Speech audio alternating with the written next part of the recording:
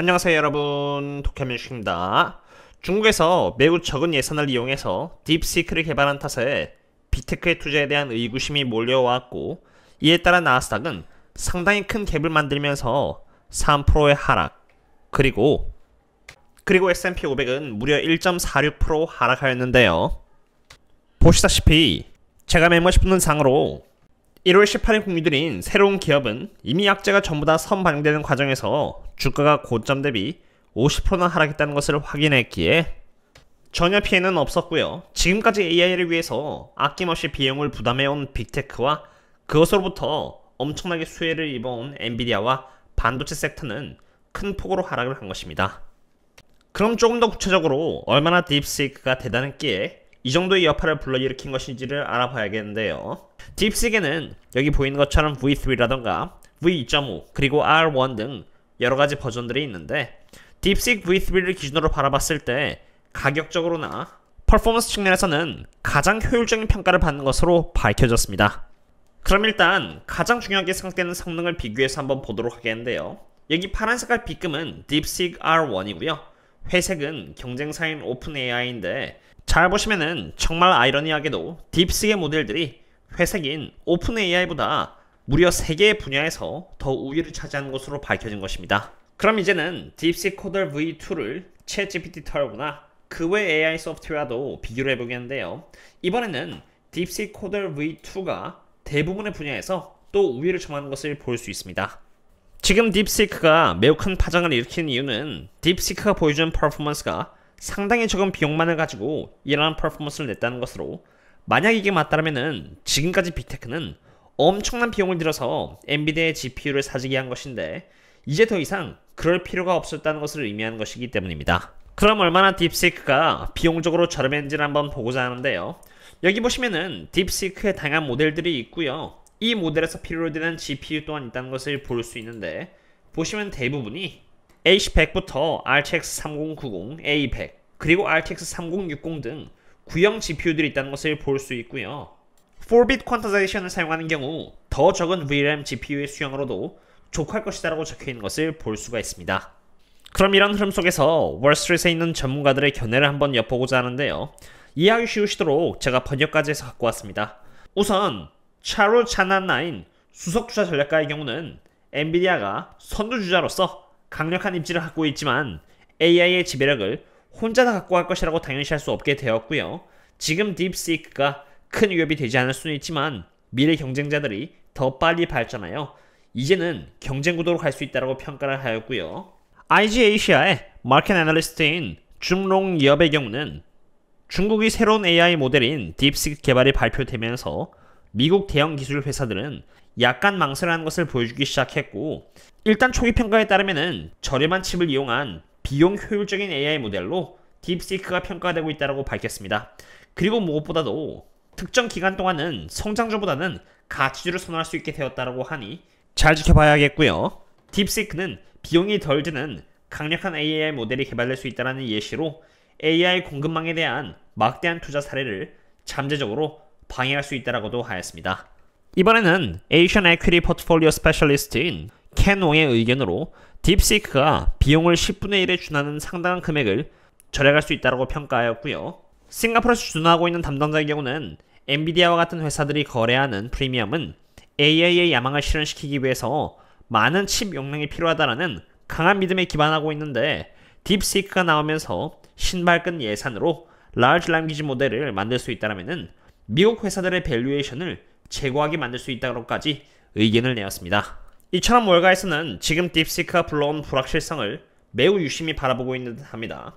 지금까지 빅테크와 같이 돈이 많은 기업들만 AI를 상으로 공격적으로 투자가 가능했고 생태계를 구축할 수 있었는데, 딥시크라는 제품이 저예산으로 탄생했다는 것 자체가 빅테크 외 기업들 또한 AI의 생태계를 구축할 수 있다는 의미가 된 것입니다.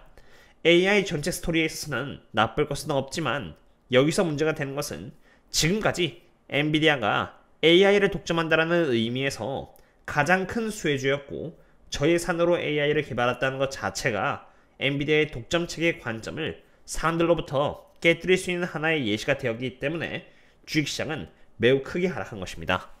엔비디아가 17%가량 하락했지만 불확실성이 끝난 것은 아닙니다. 지금 시장이 이제 바라보고 있는 것은 바로 빅테크의 실적인데요.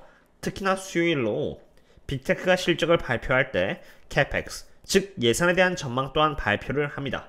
딥시크가 저예산으로 AI를 만들어낸 만큼 시장은 빅테크들이 CapEx를 조금이라도 줄 것인지에 대해서 바라보고 있다고 보시면 됩니다.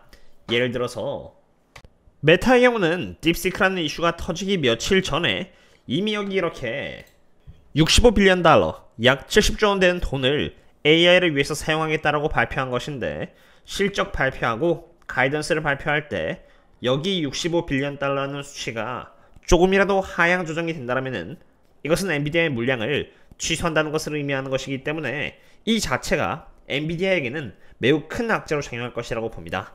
이러한 사태가 엔비디아에게는 비록 엄청난 악재입니다만, 사실 AI가 이제는 조금 더 일반화된다는 관점에서 지금까지 후발주자라는 이유로 미리 큰 폭으로 하락해왔던 몇몇의 반도체 기업에게는 장기적으로는 좋은 뉴스이기도 합니다. 해당 기업의 경우는 상당한 우량주인데 고점 대비해서 거의 50% 가까이 하락을 했고요. 그런 만큼 밸류에이션 관점에서는 저평가가 되기 쉽지 않은데 저평가가 된 기업이며 25년과 26년의 월가 성장률 예측시 또한 매우 좋기 때문에 멤버십 분들께 공유를 드렸습니다. 다만 반도체 자체의 센티멘탈이 지금은 상당히 안 좋기 때문에 저라면 이 기업을 와치리스트에 놓아두고 큰 폭으로 상승을 하거나 하락 추세를 깨뜨리는 모습을 보여주었을 때 그때 한번 진입한다면 좋지 않을까 생각해 봅니다. 물론 방금의 기업만 있는 것은 아닙니다. 두 번째 수혜주는 바로 TRP라는 천연가스 미드스트리밍 기업인데요. 저는 TRP를 멤버십 분들 상으로 4월 12일 악재가 다 선반영이 되었고 남은 것은 AI 호재가 기다리고 있으며 내부자들이 매수하고 있고 20% 저평가이며 7.5%라는 배당주이기에 반복적으로 제가 분석을 드린 기업인데, 바닥을 맞추지 못했지만 그래도 4월 12일을 기준으로 지금 37%가량 올라간 기업이고 이번에 7%의 배당까지 포함하면은 사실 45% 정도의 수익을 내고 있는 기업이기도 합니다. 그럼에도 불구하고 제가 이 기업을 언급드리는 이유는 AI 수혜주라고 하면은 많은 분들이 엔비디아의 GPU만 생각하지만 사실 AI를 위한 데이터 센터를 돌리는데 어마무시한 전력이 소요되고요. 그 전력에 대한 수요의 수혜주가 미드스트림 기업인 TRP 등의 기업인 것입니다.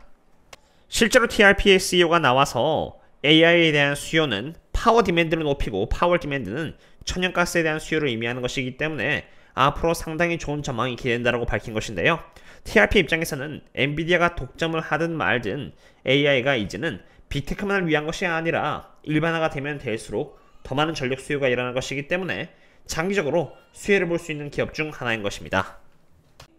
그럼 이제 테슬라를 보겠습니다. 테슬라 또한 빅테크이고 지수가 큰 폭으로 하락하면서 억울하게 2% 정도 조정을 받았는데요.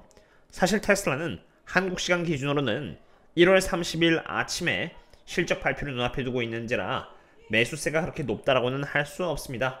그러한 이유에서 여기 이렇게 최근 거래량은 약한 상태라는 것을 볼 수 있는데요.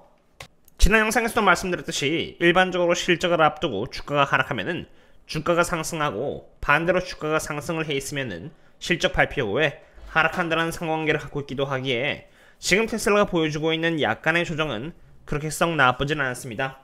당연히 이러한 상관관계가 무조건 적용된다는 것은 당연히 아닙니다. 하지만 제 입장에서는 선택을 하는데 조금이라도 확률을 높여준다면은 저는 참고하고자 하고 있고요. 주가가 엄청 못 나오지 않은 다음에야 여기 트럼프 대통령이 당선되면서 잡힌 이 갭과 24년 3분기 때 잡힌 이 갭이 채워지지 않을 것이고요. 그렇다면은 변동성을 보여준다고 한들 장기적으로는 우상향을 해나갈 수 있을 것이기 때문에 저는 꾸준히 바이 앤 홀드라면서 장기 투자를 해나가려고 하고 있습니다. 제가 이제는 장모님과 장인어른을 뵈러 가야 해서 더 자세한 분석은 조금 있다가 여기 멤버십을 상으로 하고 있는 네이버 프리미엄 컨텐츠와 유튜브 멤버십 텔레그램에서 테슬라 데일리 업데이트를 통해서 남겨드리도록 하겠고요. 오늘은 이 정도로 마치도록 하겠습니다. 다들 즐거운 유인 되셨으면 합니다. 그럼 다음에 또 만나요. See you later.